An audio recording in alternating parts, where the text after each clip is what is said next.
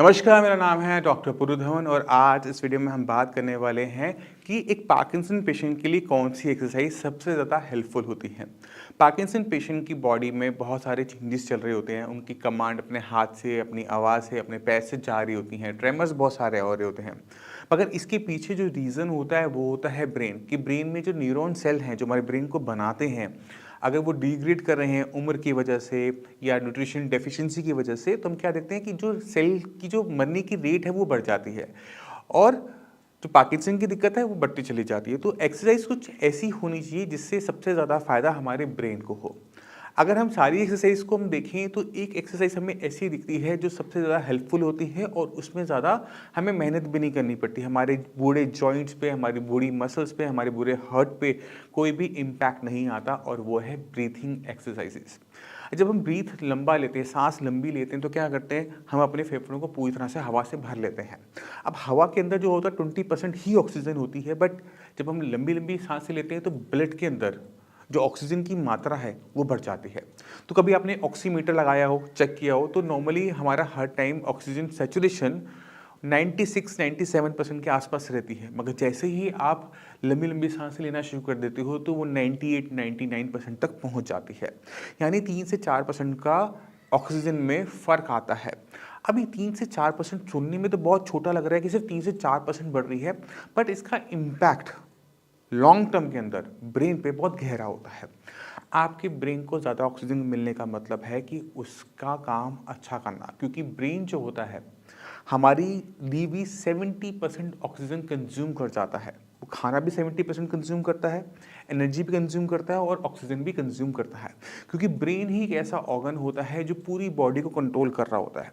आपको लगता है कि आपका हाथ हिल रहा है, आपको लगता है आपके पैर हिल रहे हैं, आपको लगता है कि आपकी आंखें देख पा रही हैं, बट इन सारी इंफॉर्मेशन को प्रोसेस करना, इनसे क्या मतलब निकालना है, ये सारा का सारा काम ब्रेन कर रहा होता है। इसी वजह से इसकी एनर्जी कंजम्पशन हाई है, इसकी ऑक्सीजन कंजम्पशन हाई है।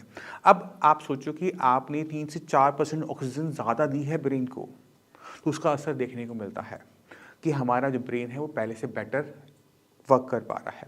और ब्रेन के अंदर जो नुकसान हो रहा है उम्र की वजह से, ब्रेन के सेल मर रहे हैं और पार्किंसन बीमारी हो रही है और जो डोपामिन रिलीज़ नहीं हो पा रहा, वो सब अच्छी तरीके से होना शुरू हो जाता है और रिज़ल्ट क्या होता है कि जो दिखते हैं या तो थम जाती हैं, रुक जाती हैं, स्लो डाउन हो जाती हैं और यही सबसे बड़ा फ़ायदा देती हैं किसी पार्किंसन पेशेंट को। क्योंकि पार्किंसन जो बीमारी है वो बहुत एक लेट एज में हो रही है। जब आप 60 के हो जाते हैं, 70 के होते हैं, तब जाके ही शुरू होती है। अब 60-70 से लेके जो 80-85 तक का टाइम है ना, ये डिफ़िकल्ट होना शुरू हो जाता है। अगर हमें जो ब्रेन का डैमेज है वो स्लो हो रहा है, यानी मतलब है कि हमारी बॉडी, हमारा ब्रेन लंबे टाइम तक काम कर पाएगा, हमें दिक्कत कम से कम होगी।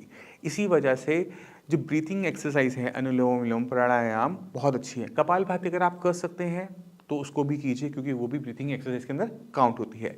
इसके साथ साथ एक एक्सरसाइज और है, वो है भ्रामरी। जो भ्रामरी होती है उसके अंदर हम साउंड बनाते हैं, ठीक है, ओम। तो इसमें हमें एक वाइब्रेशन महसूस होती है। ये जो वाइब्रेशंस होती हैं ये भी ब्रेन को स्टिमुलेट करती है अपने आप की फंक्शनिंग को बढ़ाने के लिए। तो अगर आप ये वीडियो देख लें, उसके बाद यूट्यूब को आप बंद कर दीजिएगा, आप 5 मिनट सिर्फ भ्रामरी एक बार करके देखिए, तो आपको अपने आप पता लगेगा कि किस तरह से बॉडी में जो एनर्जी का फ्लो है, ब्रेन में जो एनर्जी का फ्लो है वो बदलना शुरू हो जाता है। आपको अपनी बॉडी हल्की महसूस होनी शुरू होगी, ताकत में ज़्यादा महसूस होनी शुरू होगी।